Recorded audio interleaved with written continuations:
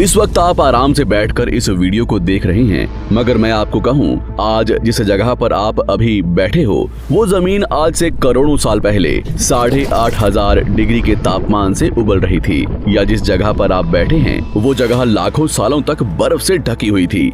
ये दोनों बातें सच हैं। इस 15 मिनट की वीडियो के अंदर आप पृथ्वी के 450 करोड़ साल के सफर को देखने वाले हैं। जिस जगह आज हमारा सौरमंडल है, वहाँ विभिन्न प्रकार की गैस और धूल के बादल हुआ करते थे। वैज्ञानिकों के मुताबिक इन धूल के बादलों से दूर एक तारा हुआ करता था। वक्त के साथ साथ उस तारे की ऊर्जा कम होने लगी, जिसके कारण उसके अंदर एक विशाल विस्फोट हुआ। विस्फोट की वजह से अंतरिक्ष की ये धूल एक दूसरे से दबने लगी। इस दौरान बादलों में स्थित धूल के कण दबाव और गर्मी के कारण बड़े उल्कापिंड और पत्थरों में परिवर्तित हो चुके थे, और इसी दबाव की वजह से इन बादलों में स्थित रेडियो एक्टिव पदार्थ ने ग्रेविटी का निर्माण किया। इस ग्रेविटी के कारण बीच में हाइड्रोजन और हीलियम इकट्ठा होने लगे। बीच के इस भयंकर दबाव के कारण एक विशाल विस्फोट हुआ, और इसी विस्फोट के कारण हमारे सूरज का जन्म हुआ। अंतरिक्ष में फैले एस्ट्रॉयड यानी क्षुद्र ग्रहों में भारी वजन की वजह से सूरज के करीब आकर सूरज की परिक्रमा करने लगे। धीरे धीरे इन्हीं एस्ट्रॉयड में भारी टकराव हुआ, जिसके फलस्वरूप मरकरी, विनस, अर्थ और मार्स जैसे ग्रहों का निर्माण हुआ। वैज्ञानिकों के मुताबिक उस वक्त पृथ्वी और मार्स यानी मंगल ग्रह के बीच थिया नामक ग्रह सूरज की परिक्रमा किया करता था। पृथ्वी पर ग्रेविटी होने की वजह से सूरज की परिक्रमा करने वाले एस्ट्रॉयड अब पृथ्वी की परिक्रमा करने लगे, और धीरे धीरे करोड़ों सालों तक ये पृथ्वी पर गिरते रहे। और ऐसी घटना हमारे पड़ोसी ग्रह थिया पर भी हो रही थी, जिसके कारण थिया पृथ्वी के और करीब आने लगा और आकर पृथ्वी से टकराया। इस भयंकर टकराव की वजह से पृथ्वी के हिस्से कणों के रूप में अंतरिक्ष में फैल गए और एक रिंग्स की तरह पृथ्वी की परिक्रमा करने लगे। इन्हीं परिक्रमा करते हुए कणों में टकराव होने लगा, जिसके कारण हमारे चांद का निर्माण हुआ। उस वक्त पृथ्वी पर सिर्फ एक ही समुद्र हुआ करता था, और वो था 1900 डिग्री सेल्सियस की तापमान पर उबलते हुए लावे का।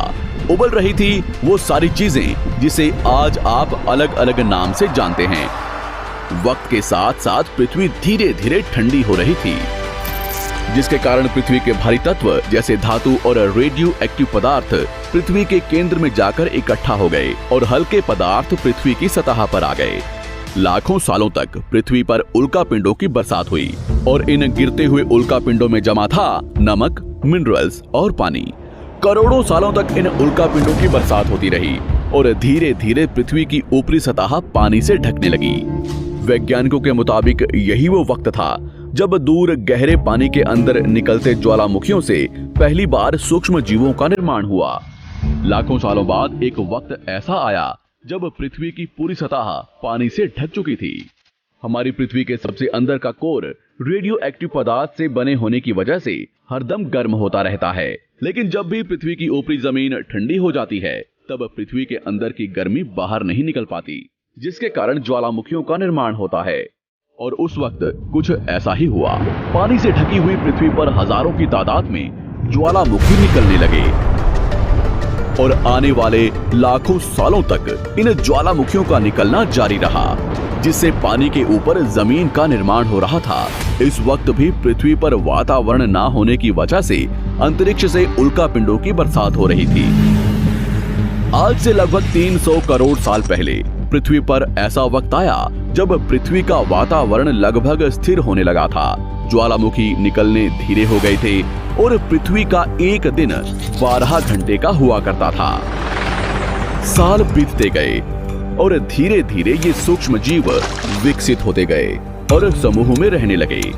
आज से लगभग 250 करोड़ साल पहले पहली बार पृथ्वी पर ऐसे जीवों का निर्माण हुआ जो जीने के लिए ये पानी के अंदर के मिनरल्स यानी खनिज पदार्थ और धूप का इस्तेमाल करते थे, और मल त्याग के रूप में ऑक्सीजन बाहर निकालते थे। इस वक्त तक पृथ्वी पर ज्यादातर ज्वालामुखी निकलने बंद हो चुके थे, और इन माइक्रोबैक्टीरिया की वजह से वातावरण में ऑक्सीजन की मात्रा बढ़ रही थी। वातावरण में ऑक्सीजन बढ़ने की वजह से पृथ्वी का वायुमंडल बनना शुरू हुआ, और आने वाले हजारों सालों तक वातावरण में ऑक्सीजन की मात्रा बढ़ती रही। जिसकी वजह से पृथ्वी के ज्यादातर हिस्सों में ये सूक्ष्म जीव फैल गए।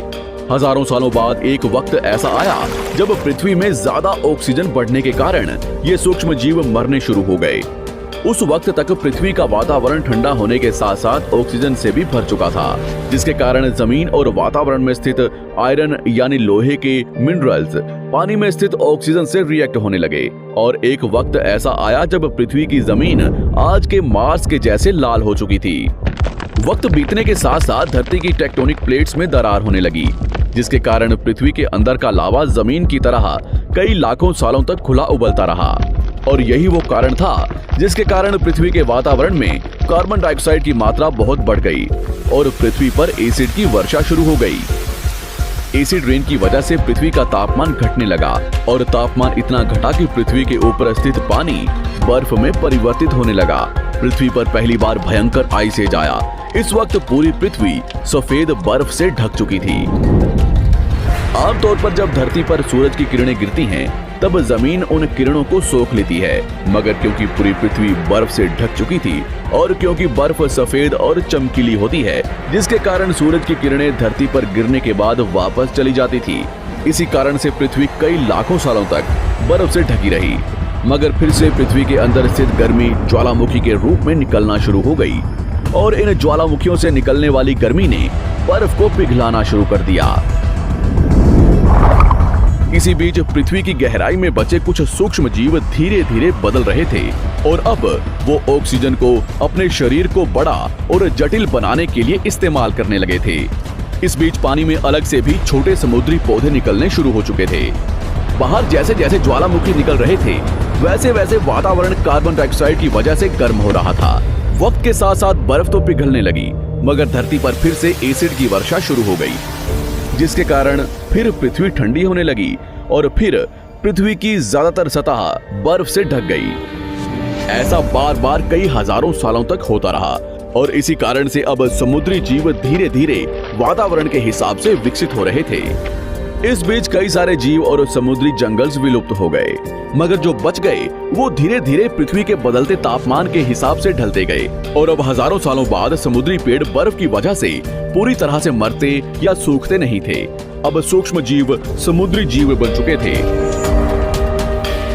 जब फिर से ज्वालामुखियों ने पृथ्वी की बर्फ को पिघलाना शुरू किया, तब ये समुद्री पेड़ जल्दी विकसित होकर फैल गए। धीरे धीरे वातावरण में ऑक्सीजन की मात्रा बढ़ने लगी और पृथ्वी पर होने वाली एसिड की वर्षा कम होने लगी। वातावरण में ऑक्सीजन आने की वजह से पृथ्वी की ओजोन लेयर्स मोटी होने लगी और आज से लगभग 47 करोड़ साल पहले पृथ्वी की ऊपरी सतह पर पहली बार मोसोस नामक प्लांट उगना शुरू हुआ। वक्त के साथ साथ जमीन पर अलग अलग प्रकार के पौधे और पेड़ उगना शुरू हुए। एक वक्त ऐसा आया जब जमीन के पेड़ों की लंबाई लगभग 80 से 100 फीट जितनी या आज के 5 से 6 मंजिला बिल्डिंग जितनी ऊंची हो चुकी थी। ये वो वक्त था जब समुद्री जानवर समुद्र से बाहर निकल रहे थे और जमीनी जानवरों में परिवर्तित हो रहे थे। धरती की ज्यादातर जमीन एक जगह इकट्ठी हो चुकी थी, जिसे आज हम पैंजिया महाद्वीप के नाम से जानते हैं। पृथ्वी का वातावरण और तापमान लगभग स्थिर हो चुका था और अब करीब 21 से 23 घंटे का दिन हुआ करता था। अब समुद्री जीव पानी से बाहर रहने लगे थे और वातावरण के हिसाब से उनके शरीर का रंग रूप बदल रहा था। धीरे धीरे ये जमीनी जानवर डायनासोर्स में परिवर्तित हो गए। जिन डायनासोर्स ने पेड़ पौधे खाने शुरू कर दिए, उनका शरीर लंबा और विशाल रूप से विकसित होने लगा। कुछ डायनासोर्स शिकार किया करते थे, जिसके कारण वे छोटे और तेज होते चले गए।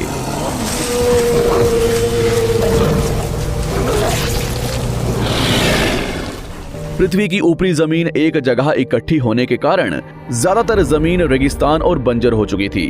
ज्यादातर जंगल समुद्र के करीब हुआ करते थे, जिसमें डायनासोर्स रहा करते थे। आज से लगभग 20 करोड़ साल पहले पैंजिया महाद्वीप टूटना शुरू हो गया।